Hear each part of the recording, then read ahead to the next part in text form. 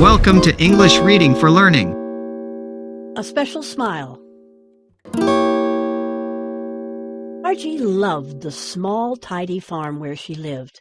She felt safe and happy there with her gentle mother, her tall, quiet father, dozens of cats, and their big farm dog, Marlowe. And one day, Mama said, "Next week, Margie, you start school." Margie gulped and stopped petting the kitten on her lap. "I don't want to go to school," she whispered. Her throat felt tight. She had no idea how school worked, but she didn't think Mama would stay there with her. "You must go," Mama went on in her quiet, no-nonsense voice. "You're 6 years old." "But I have to stay home and help you gather eggs and pick tomatoes," Margie said. "And Marlowe and my kitties would miss me." "I'll miss you too," said Mama, "but I guess I'll manage, and so will you." On the first day of school, Mama tied Margie's hair with red ribbons. All the while she talked calmly, describing what would happen that day. Margie tried to imagine it, but the thought of staying in school without Mama pushed all of Mama's picture words out of her head. Papa waved from his big green tractor as Margie climbed into the car with Mama. Marlowe watched them go. His ears drooped, and he didn't wag his tail. Too soon, Mama turned the car into the big, newly mown schoolyard. A cluster of big boys played baseball at one side of the playground. A few girls, looking scrubbed and excited, sat on the wooden steps of the one-room country schoolhouse. Margie couldn't see anyone as little as she was. Surely Mama would realize she had made a mistake and take her back home. But Mama opened the car door and said, "Come along, Margie." Mama pushed Margie ahead of her into the schoolroom. A pretty young lady came toward them. "Good morning," said Mama. "This is Margie." "I'm Miss Winckler," said the young woman, smiling. "Is Margie short for Marjorie?" "Yes," said Mama. Margie looked up in surprise. She had forgotten that Marjorie was her real name. "Shall I call you Margie or Marjorie?" Miss Winckler asked. "Marjorie," Margie answered.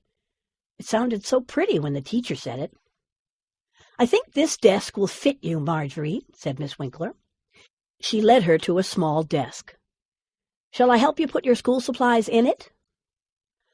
Mama followed and gave Margie a quick hug. "I'll be back for you this afternoon, Marjorie," she said. Mama smiled at her, then turned away quickly and left.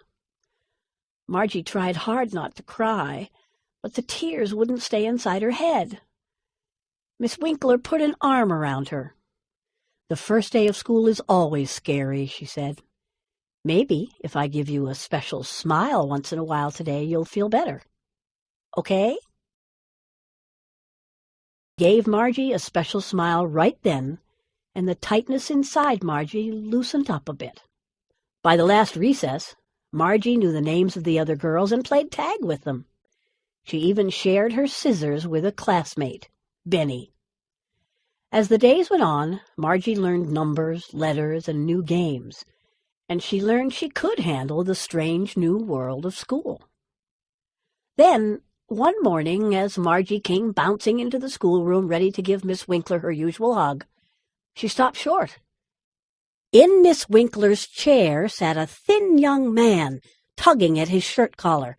The other children gathered around him, talking shyly.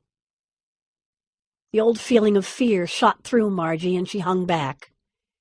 "You must be Marjorie," said the young man. "My sister told me about you." "Winckler is sick," said Fran, one of the big girls. "This is her brother. He's going to be our teacher today." "He just got out of the army," said Benny. "He was a soldier." The young man picked up Miss Winckler's bell and rang it. He stammered. "How do you usually begin the day?"